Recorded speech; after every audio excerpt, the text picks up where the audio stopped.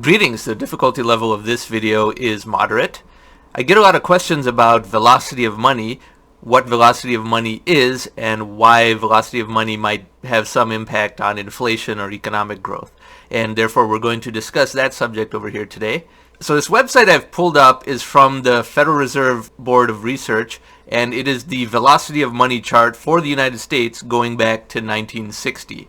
So first, what is the definition of velocity of money? The velocity of money is the speed at which the same amount of money is being transacted through the economy. For example, if you have a bunch of cash in a savings account and are not withdrawing from it, then there is no velocity of money associated with that, aside from whatever negligible interest that is collected on that account. But if you go to an auto dealership and you buy a car and pay cash, and the dealer makes some money, and then the dealer goes to a restaurant and has a fancy dinner, and then the waiter who served him got a big tip, and then the waiter goes and spends that tip on something, then the same money was transacted 3 or 4 times in a short period, and that was a very substantial contribution to velocity of money. On average, poor people are bigger contributors to velocity of money than rich people. Not per capita, of course, but relative to the amount of money that comes into their pocket. This is because poor people don't really have any savings in many cases, and whatever money they get, they either have to spend immediately or choose to spend it immediately. We've all seen statistics of how something like 60% of US households do not have $2,000 of liquid cash in case of an emergency. And if that is true in the United States, one of the wealthiest countries in the world, then that is even more true the world over, and is a sobering statistic about the impoverished state of the human condition today, despite all the economic progress that has occurred. But back to this chart. This is the velocity of M2 money since 1960. What is M2? M2 is a superset of M1. M1 is the sum total of the most liquid types of cash, such as checking accounts.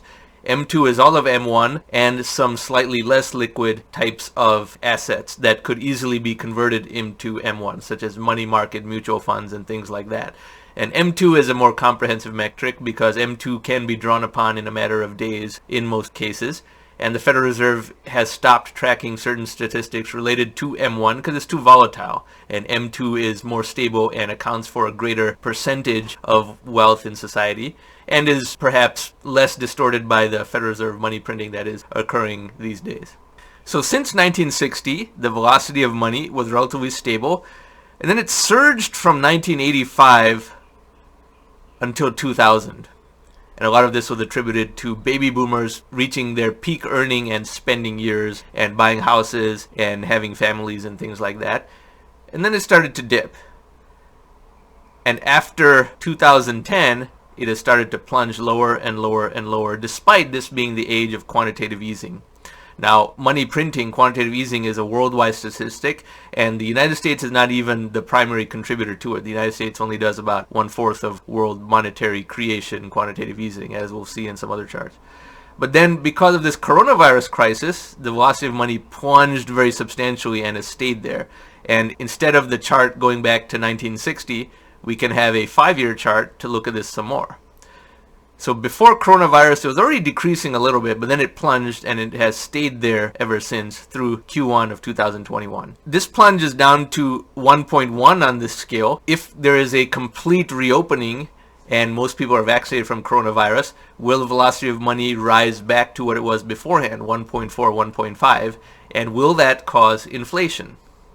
So the answer is, I don't think it will rise all the way back to that anytime soon. It will take quite a bit of time to rise back to that. It will be a gradual adjustment because some people have adapted to a different lifestyle in certain ways. And while they'll have some freedom to go back to certain old practices, it will still take quite a bit of time. Secondly, this isn't a very large increase either. As we saw from the long-term chart, it would still be back to a pretty low level. Not back to what it was even in 2007, for example. Therefore, the springback will not be as fast as the fall, and therefore will not be a contributor to some hypothetical inflationary event that a lot of people are predicting but never seems to arrive.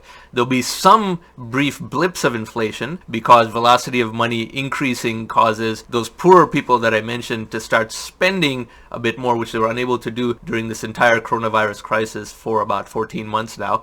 But that is a very temporary type of thing. Also, any brief blips of inflation attract attract technological progress to consume that inflation. As my atom thesis articulates, any increases in inflation are actually fuel for more technological progress, and technology comes in to attack what is causing that inflation and leads to production of more technology, which then can consume an ever-rising amount of inflation. Therefore, exponential quantitative easing does not cause inflation in the long run, as long as it is not above the trendline band, which we talk about in other videos. So this supposedly imminent increase in velocity of money as a cause for high inflation, or hyperinflation even, is greatly exaggerated. There'll be a small blip, and that is about it, because it's still only going to go back to 1.4. Quantitative easing, as currently done, is very concentrated, and that's part of the problem of it. It does not percolate down to average people. It only boosts the prices of stocks and a few other assets that are disproportionately owned by the ultra wealthy. All market forces are trending in a direction that central banks of the world will have to send quantitative easing cash directly to people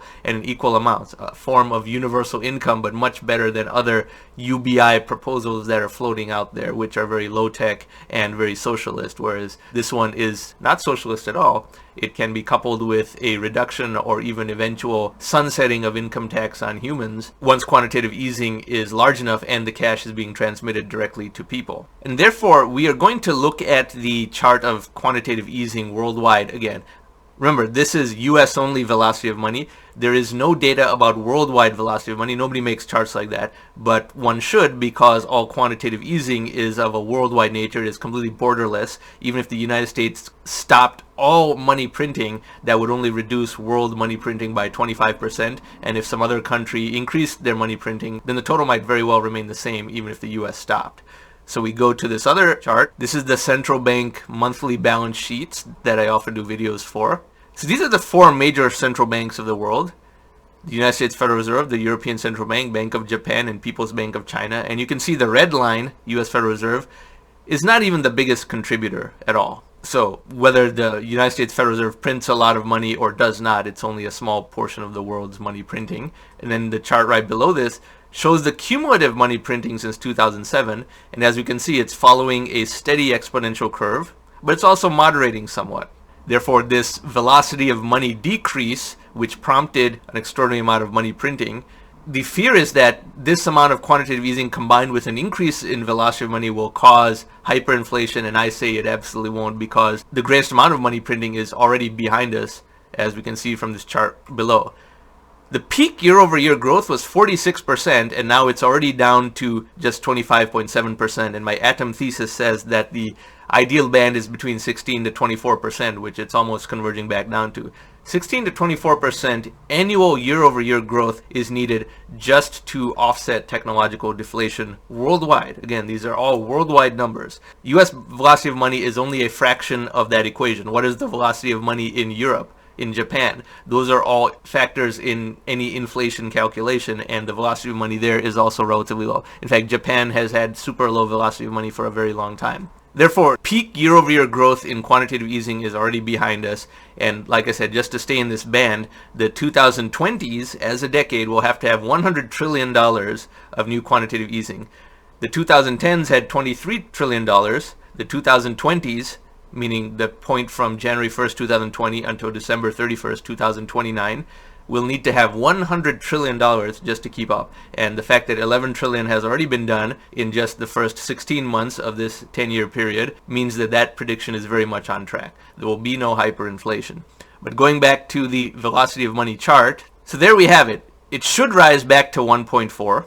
It will probably not go above 1.4 unless they do a major structural change in the way quantitative easing is done, as per my recommendations in the Atom publication, which are nowhere close to being adopted, of course. That will only cause very temporary blips in inflation, which will immediately be attacked by technology, because the broader technonomic medium, the world technological force that whacks down anything that is too expensive or too out of date, is so much more powerful than it was before. In 2021, it is very powerful, for sure. And any such blips in inflation are in fact the fuel of new technology. And for details about that, I encourage everyone to read my Atom publication to understand exactly how that works. But this was a basic tutorial about velocity of money and where to check velocity of money, and I will have a link to this Federal Reserve website in the description box below, and you can check it as often as you want if you're worried about inflation and velocity of money triggering inflation. If you found this video informative, I encourage you to subscribe to this channel because we cover many topics like this in a great deal of detail. Thank you very much for watching.